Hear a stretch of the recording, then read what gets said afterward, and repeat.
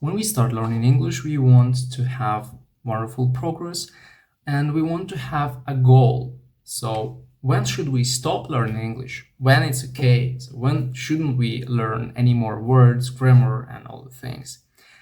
And this is pretty hard to understand what should be your goal.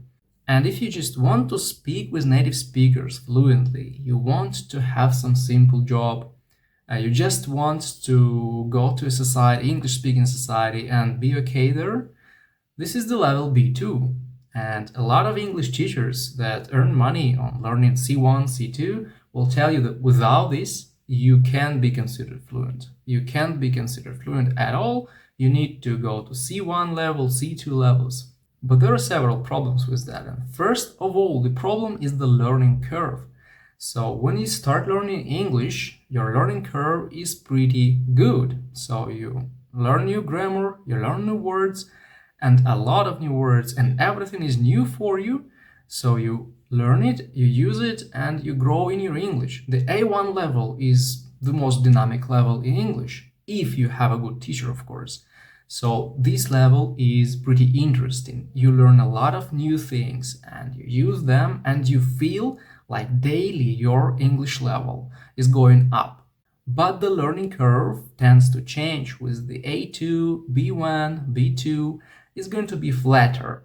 Why? Because you already have the base. You already learned everything which is important to build up the level. And now what you learn, it's not so widely used. It's not so important for your level of your English. And so when you are on a B2 level, you need to make a lot of effort. You need to spend a lot of time to keep your learning curve the same as in A2 level, let's say. And that's a little bit demotivating. So you keep learning, you keep investing your time, you keep paying money to your teacher or some app or whatever, and you don't see the results. This is the real problem of the C1 and C2 levels, which are very difficult. They are complicated. There are a lot of words that are extremely complicated, and you have to spend time to learn them. But you don't use them in everyday English, in your everyday speaking. So when it comes to your actual level, it stays the same. You just learn new things that go to your passive vocabulary, go to your passive language, and you don't use them. Your level stays the same. That's why your learning curve is very flat, and it demotivates you from investing more of your time to learn this level. And here comes the second problem. The second problem is the tricky human brain. And the human brain works exactly this way. If the brain doesn't use the information that it learned, it will make two possible things with this information. It will forget this information, or it will send it to passive layer of the brain. So you may learn a lot of wonderful words that you don't need in everyday English. Like maybe it's medical words, maybe it's some specialized words that are used in a certain profession. Because the C1 and C2 level, it's all about the professions, study, being a student, or even being a scientist. And in your everyday speaking, you just don't need those words. So your brain will forget them. If you aren't getting a scientific degree, or if you aren't working in the profession that you learned words for, your brain will forget them. And the most profitable thing for you is that some of them will still be there in the passive vocabulary, and when you hear them, you can recognize them, you can translate them into your own language. Now, there is the third problem. You won't become fluent in English just by memorizing something, memorizing some new words, learning some new grammar will not make you more fluent than you are in a B2 level. If we're talking about A1 level, you will have 80% learning and 20% practice. This is the harmony of the A1 level. You learn new words because without knowing these words you will not speak, and you learn new grammar to compose these words into the sentence and to be able to express your thoughts. So this is about 80% learning and 20% practicing.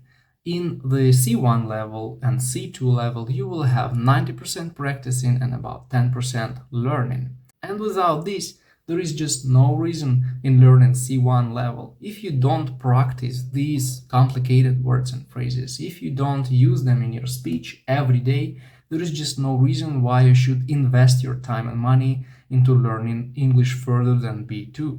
And then there is the fourth problem, and this problem is called ESL teachers. Well, the issue that the most ESL teachers will know language at about B2 level. And as you maybe know, it's very hard to outdo your teacher. So if your teacher is at the B2 level, it's very likely that your maximum will be the B1 level. B2 level will be the perfect result with this teacher. So when you're going to study at C1, C2, you maybe want to find a native teacher. And the key word in this phrase is teacher, because a lot of us will find a native speaker who we will pay $30, $40 an hour, and we will just speak with this native speaker. With the same results, you can just watch a film in English and will cost you $0, but you need to find the teacher, exactly the English language teacher, and this is very expensive. So this is another problem in C1, C2 levels. You will not be able to find a good and cheap ESL teacher who will teach you to speak at C2. It's almost impossible.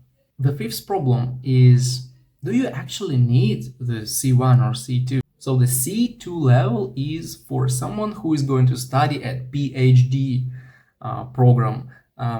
This is for scientists, yeah, so this is the language of science, and 95% of us just don't need this language at all. We will not even hear it, not just use it.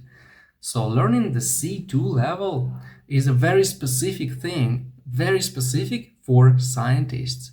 And the C1 level is for someone who wants to study in a university in an English-speaking country, or to work in an international company that is connected with languages. So if you want to work in Google, you're okay with the B2 level. But if you want to make some research connected with languages, you will need C1 level. And the C1 level is required for universities in English-speaking countries and for certain jobs. Like if you want to work as a doctor in an English-speaking country, you certainly will need medical English, which is C1 level. If you want to work as a mechanic, you will need C1 level, but not medical, of course. You will need a technical English, and so on and so forth. So do you need this C1 and C2 level? If you don't need, why you just invest your time? And the sixth problem is that it's very boring to learn C1 and C2 levels. Even if you find really good resources, good books for these levels, it's really boring because the words are not commonly used and the grammar is very complicated.